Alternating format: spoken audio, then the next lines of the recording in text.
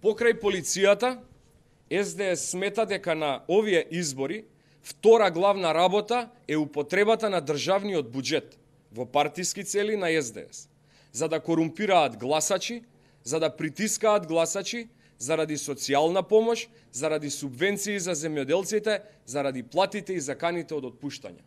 Срамно и недостоинствено.